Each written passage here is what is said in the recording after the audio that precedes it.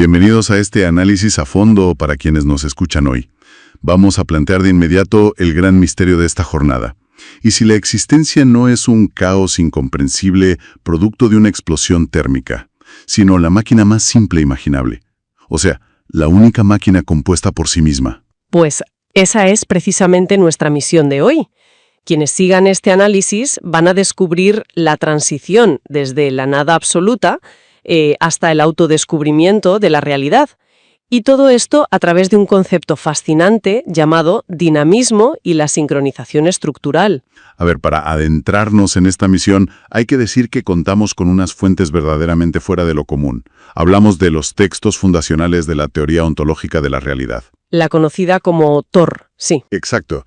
La TOR, obra del autor B.P. Poppu. En concreto, vamos a analizar sus tratados sobre materialización y percepción subjetiva. Y bueno, hay que lanzar una advertencia clara desde el principio para nuestra audiencia. Hay que preparar la mente. Totalmente. Hay que prepararla porque, ojo, lo que vamos a explorar aquí pretende desafiar y desmontar pilares que la ciencia tradicional da por sentados. Hablamos de reescribir la gravedad, la luz, el paso del tiempo y descartar el famoso Big Bang, que no es poca cosa. Para nada. Por supuesto, nosotros no estamos aquí para tomar partido ni decir que es cierto o no. Simplemente vamos a exponer imparcialmente estas ideas, porque plantear que Einstein, Newton y la astrofísica moderna podrían estar equivocados de raíz es una afirmación audaz. Yo mismo tengo que admitir cierto escepticismo inicial. Y es comprensible mantener esa postura, claro. De hecho, es la actitud correcta para abordar un cambio de paradigma tan radical.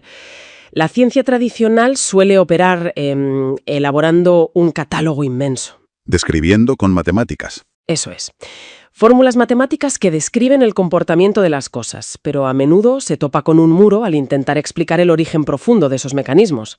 El porqué de las cosas más allá del cómo. Exacto. La TOR, por el contrario, no busca añadir parches matemáticos como, la materia oscura para cuadrar ecuaciones incompletas. Se presenta como una máquina de sentido. Una explicación puramente estructural basada en un único elemento fundamental. Vale, vamos a desglosar esto, porque para entender los engranajes de esta máquina hay que ir a la casilla de salida, al arranque absoluto.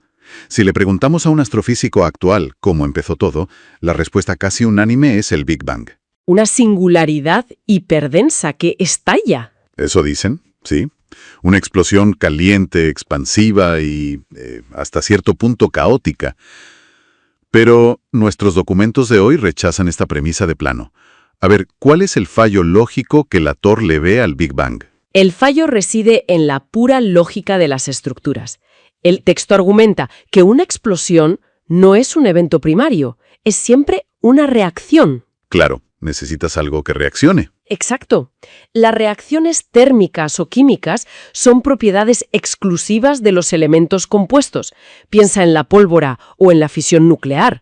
Requieren partes interactuando. Y si hablamos del origen absoluto, antes de que existiera el universo, pues no había partes. No había materia, ni compuestos, ni partículas. No existían las condiciones causales previas para que se manifestara una energía explosiva. Hablar de una gran explosión en un punto donde no existe nada para explotar es conceptualmente inviable según la teoría. O sea, una explosión de dinamita requiere que alguien haya fabricado primero la dinamita. Si seguimos esa línea, la ciencia tradicional vería el origen del universo como, no sé, una fábrica de pintura que de repente vuela por los aires manchándolo todo. Es una buena analogía. La TOR propone algo muy distinto. Lo denomina una expansión en frío coherente. Sería como un lienzo en blanco infinito que, sin mediar agente externo, comienza a doblarse sobre sí mismo como si hiciera origami, para crear formas tridimensionales. Pero esto me lleva al concepto del lienzo unanco, la nada. Cuidado ahí. Claro, es que normalmente la mente humana imagina la nada como un espacio negro, infinito y vacío. Una habitación a oscuras. Y esa es una concepción completamente errónea que arrastramos por nuestra forma de percibir el mundo en 3 dimensiones. La TOR hace muchísimo hincapié en que la nada no es un lugar físico. No es un contenedor. Para nada. No es una caja vacía.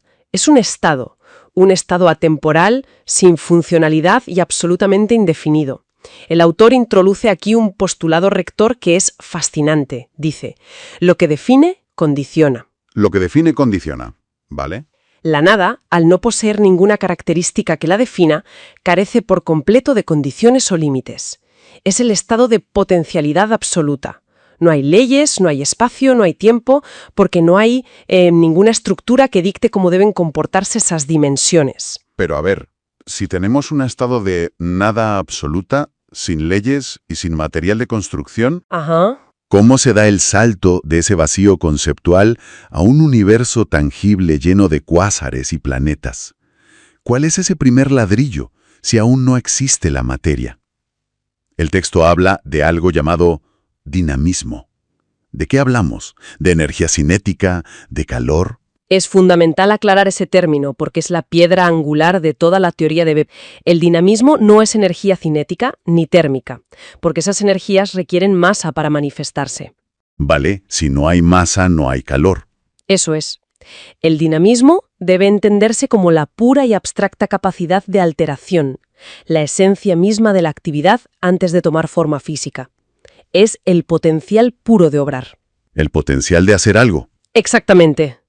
El salto desde la nada ocurre de manera instantánea con el surgimiento de algo que Latour llama la referencia primordial. Que sería como una chispa, ¿no? Una singularidad primaria, una chispa de este dinamismo puro. Y ocurre instantáneamente, porque en la nada no existe el tiempo para que algo tarde en suceder. Al surgir esta primera entidad, se define por primera vez algo en la existencia. Y aplicando la regla de oro. Al definirse, automáticamente se condiciona. Se crea la primera regla del juego. De repente hay una condición. Y se genera el cambio al estado real. Esa referencia primordial, al estar condicionada y no tener ninguna fuerza externa que la mantenga unida, su primera y única acción posible es dividirse. Se desdobla. Y al dividirse esta referencia primordial, arranca la máquina. Pero si no hay una explosión masiva que inyecte, no sé, un impulso violento para mover las cosas, ¿cuál es el motor? ¿Qué mueve los engranajes a partir de ahí? Pues al producirse esa división, el dinamismo se manifiesta en dos estados. Por un lado, genera el espacio, que se define como dinamismo no estructurado. Imagínalo como una actividad libre, sin trayectorias cerradas. Como energía suelta. Dinamismo suelto, mejor dicho. Y por otro lado, genera la masa, las partículas primordiales, que son dinamismo estructurado. Tienen trayectorias definidas. O sea, todo está hecho de la misma materia abstracta, solo que una está atada en nudos y la otra está suelta. Muy bien visto, ¿sí? Pero espera un momento. Hay que detenerse aquí porque esto choca con la intuición más básica que tenemos. El espacio no es simplemente la caja vacía, el escenario pasivo donde ocurren las cosas. En absoluto. Y este es el segundo gran salto mental que exige Latour. Descartar la idea del espacio como contenedor. El espacio es dinamismo latente. Es, en términos prácticos, el combustible de la realidad. ¿Combustible? Sí. Las masas estructuradas necesitan mantener su cohesión estructural. Y para ello, consumen o sincronizan constantemente ese dinamismo no estructurado que las rodea. O sea, el espacio. Se comen el espacio. Literalmente. Y esto nos lleva a la redefinición más drástica de todas, que es la gravedad. Hay que olvidar a Newton y su fuerza invisible tirando de la manzana. ¿Y a la malla elástica de Einstein también, supongo? También. La gravedad, en este paradigma, es simplemente el efecto geométrico que se produce cuando la masa devora el espacio adyacente. Al desaparecer el espacio, todo se acerca. A ver si logro visualizar esto bien. La materia se dedica a comerse el espacio que tiene alrededor para seguir existiendo. Y al desaparecer físicamente ese trozo de espacio entre, digamos, una manzana y la Tierra, las coordenadas cambian. Se reduce la distancia. Claro, lo que nosotros experimentamos visualmente como caída libre no es un empuje ni un tirón. Es la simple ausencia repentina del espacio que los separaba, obligándolos a estar más cerca. Es una descripción impecable. Es un desplazamiento derivado de un cambio volumétrico en el entorno. Y fíjate, el autor ilustra esto con un experimento cotidiano, el de la jeringuilla. Ah, sí, leí esa parte de las fuentes. Si coges una jeringuilla de plástico, tapas la punta y tiras del émbolo hacia atrás haciendo fuerza, nuestro instinto nos dice que estamos creando un vacío que succiona, ¿verdad? Claro, un vacío que tira de mi dedo hacia adentro. Pues Latour argumenta que no existe la succión por vacío. Lo que ocurre es que mediante fuerza mecánica estás generando literalmente nuevo espacio dentro del cilindro. Estás desestructurando dinamismo. Vale, creo espacio nuevo en la jeringuilla. Y como el universo es un sistema interconectado, al generar ese espacio extra ahí dentro, obligas al entorno exterior a compensarlo. Estás disminuyendo microscópicamente la densidad de toda la atmósfera terrestre. Aquí es donde se pone realmente interesante, pero a la vez muy loco. O sea, ¿me estás planteando seriamente que tirar de una jeringuilla en mi cocina altera la posición de la galaxia de Andrómeda a millones de años luz? Porque eso suena más a magia simpática que a física rigurosa. Suena contraintuitivo, sí, pero se sostiene bajo el principio de conservación de volumen en un sistema único. Imagina una inmensa red de telaraña perfectamente tensa. ¿Vale? Si pellizcas un hilo en un extremo, la tensión de la red entera tiene que reajustarse al instante para acomodar esa nueva geometría, aunque sea a nivel subatómico en el otro extremo de la galaxia.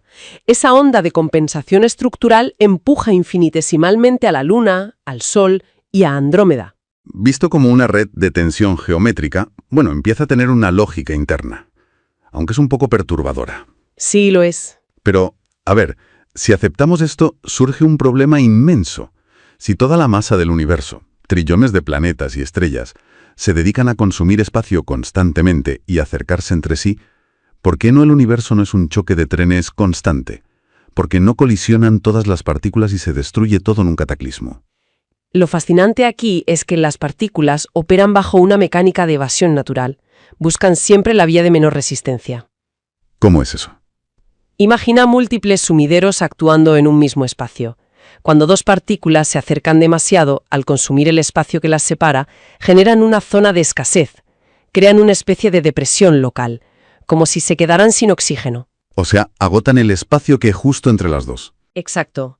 Y dado que necesitan seguir consumiendo para no desintegrarse, automáticamente desvían su trayectoria de absorción hacia los laterales, hacia donde hay más espacio disponible. Como si siguieran la ley del mínimo esfuerzo. Si el alimento se acaba delante, buscan a los lados. Precisamente. Y ese desvío constante hacia el espacio abundante en los laterales es lo que genera un desplazamiento curvo. Esa evasión perpetua explica el movimiento orbital. Claro, los electrones alrededor de un núcleo o los planetas orbitando una estrella no giran por gravedad mágica, giran porque están huyendo de la falta de espacio que ellos mismos crean al acercarse. Eso es. Es una danza para evitar caer en esas depresiones mutuas. Es brutal, pero esta constante maquinaria de evasión y consumo nos lleva a una conclusión matemática ineludible. Si la materia devora el espacio sin parar, el escenario entero se tiene que estar reduciendo. El universo se hace más pequeño. Se encoge, sí. Y esto choca frontalmente con el consenso científico que asegura que el universo se expande aceleradamente, como explica Latorre el famoso corrimiento al rojo de las galaxias. Los astrónomos ven que la luz lejana se estira hacia el rojo y asumen que es un efecto Doppler, como una ambulancia alejándose. La teoría ontológica le da un giro de 180 grados a esa interpretación óptica. Hay que recordar un principio irrefutable de la astronomía. Mirar lejos en el espacio es mirar hacia el pasado. Correcto. Si veo una galaxia a 5.000 millones de años luz, veo cómo era hace 5.000 millones de años. Exacto. Según la física tradicional, si el universo se expande hoy, en aquel pasado distante todo debía estar mucho más comprimido, denso y caliente. Sin embargo, Latorre postula la dinámica inversa. El universo actual se está contrayendo porque la masa se come el espacio. A ver. Si nos estamos exprimiendo ahora mismo, el universo primitivo del pasado tenía que ser mucho más voluminoso. Era enorme. Y aquí es donde necesito aclarar algo crucial. Si nos comprimimos hoy, ¿no debería todo estar calentándose? ¿Cómo es que mirar a ese universo pasado más grande hace que la luz se vea roja, que es una longitud de onda más larga y menos energética? Esa es la clave térmica del asunto. Hay que aplicar la ley de conservación de la energía. Si el universo del pasado era muchísimo más grande, contenía una cantidad colosal de espacio sin consumir. Estaba menos apretado. Claro, la energía estaba distribuida en un volumen inmenso. Estaba diluida. La agitación interna era menor. Y por tanto, la radiación que se emitía poseía longitudes de onda mucho más relajadas. Es decir, más rojas. Exacto. Ese corrimiento al rojo no es la sirena de una ambulancia alejándose a toda velocidad. Es simplemente la fotografía de un universo arcaico, gigantesco y frío. Y a medida que la máquina consume el espacio, el volumen general se reduce. La misma energía se concentra en un recipiente cada vez más pequeño. Aumenta la fricción geométrica, la agitación y la temperatura. El universo no se expande hacia el frío, se contrae violentamente hacia el calor. Es como observar el interior de un estadio de fútbol inmenso que poco a poco va encogiendo sus paredes hasta quedarse del tamaño de un armario ropero. Obviamente, en la época del estadio todo estaba más relajado. Es una buena imagen. Lo cual nos conduce a un concepto devastador del texto, la impersistencia estructural, que viene a explicar el verdadero motivo del envejecimiento y la degradación. Todo en el universo envejece y decae. Células biológicas, vigas de acero, estrellas. La ciencia clásica lo atribuye a la entropía térmica. Pero desde esta perspectiva, la degradación ocurre porque el propio marco de actuación se encoge. El estadio se hace armario. Y a medida que el volumen global disminuye, absolutamente todas las estructuras físicas tienen que reajustar sus proporciones internas forzosamente para caber en un entorno menguante. Claro, te aprietan las paredes. Ese reajuste microscópico genera una enorme fricción dinámica. Las estructuras se vuelven inestables, tratando de mantener su forma en un espacio que ya no se lo permite. Y aquí, el texto de B.P. Popu utiliza una metáfora que resulta brillante pero rarísima para ilustrar este colapso. La paradoja de las gallinas devoradoras de espacio. Y sé que comparar termodinámica con gallinas gigantes suena ridículo, pero ¿qué nos dice exactamente sobre el fallo de las estructuras? Busca explicar el colapso geométrico. Imagina pollitos inofensivos, encerrados en una habitación enorme, y su único nutriente es el espacio mismo. Se comen el espacio tridimensional. Al consumirlo, ganan volumen, crecen, pero al mismo tiempo reducen el tamaño de la habitación. Llega un punto crítico de hacinamiento severo. La fricción de mantener sus enlaces exige cada vez más espacio en un entorno donde cada vez hay menos. ¿Y qué pasa entonces? Para evitar desintegrarse, las estructuras menores comienzan a ser asimiladas o fagocitadas por las mayores. Gravedad extrema. Es una progresión caníbal donde planetas engullen lunas, soles engullen planetas y agujeros negros engullen galaxias. Hasta que el colapso da lugar a una sola y colosal superestructura, la última gallina que se lo ha comido todo. Y al consumir el 100% del espacio, se queda sin marco físico donde existir. Así es. Sin espacio intermedio, la gravedad deja de funcionar. Esa masa incalculable colapsa sobre sí misma, disolviéndose de nuevo para reiniciar el ciclo. Es el fin del ciclo. ¿Y entonces qué significa todo esto? Si asumimos que somos engranajes orgánicos de una trituradora cósmica matemática que se encoge, ¿dónde queda el ser humano en este cuadro? Porque nuestra realidad está llena de luz, colores, recuerdos en el tiempo. Si conectamos esto con el panorama general, aquí Latour trasciende la física para abrazar la consciencia. Para entender nuestro papel, hay que demoler dos ilusiones cognitivas, el tiempo y la luz. Ilusiones cognitivas, casi nada. El tiempo, argumenta la teoría, carece de existencia física. No es una cuarta dimensión ni un río que fluye. En la realidad del dinamismo, solo hay una sucesión perpetua e instantánea de causas y efectos. El tiempo es solo la métrica subjetiva que nuestra mente usa para registrar esos cambios. Como el proceso de dormir que lo menciona el texto. Si alguien cae en coma, la conciencia se desconecta. Si el universo se detuviera mágicamente 10.000 años y luego siguiera, la persona no percibiría ese milenio. El salto sería instantáneo. El tiempo solo existe en nuestro decodificador cerebral. Exactamente. Igual que la luz. La óptica tradicional describe fotones viajando milagrosamente por el vacío infinito. Como bolitas disparadas. Eso es. Latour rechaza a esa partícula viajera. Define la radiación como dinámica inducida. Es el propio tejido del espacio vibrando rítmicamente por la violenta agitación de los átomos en una estrella lejana. Y esa vibración se transmite por la red interconectada. Así que la estrella distante no me dispara fotones. Agita la tela del espacio como la cuerda de una guitarra, y mi retina capta esa tensión rítmica. Sí, nuestra biología ha evolucionado para procesar esas diferencias de tensión. El universo real, objetivo, es completamente oscuro. No hay verde en las hojas ni rojo en el fuego. El texto dice que algunas aves nocturnas no ven colores, no porque el universo cambie para ellas, sino porque no los necesitan. Claro, son interfaces. Los colores, el tiempo, Son como el escritorio de un ordenador que traduce código binario incomprensible en carpetas bonitas. Es una interfaz de usuario. La máquina cósmica funciona ciegamente, movida por la necesidad de sincronizar dinamismo, pero a lo largo de eones genera sistemas complejos como el cerebro humano. Y ahí ocurre algo sin precedentes. El universo adquiere la capacidad de procesar su propia información. No somos espectadores irrelevantes. Según esto, somos la herramienta evolutiva mediante la cual la materia logra abrir los ojos y comprenderse a sí misma. Somos el universo tomando conciencia. Y a ese estado de sincronización perfecta entre nuestro mapa mental y la realidad, la teoría lo llama sabiduría.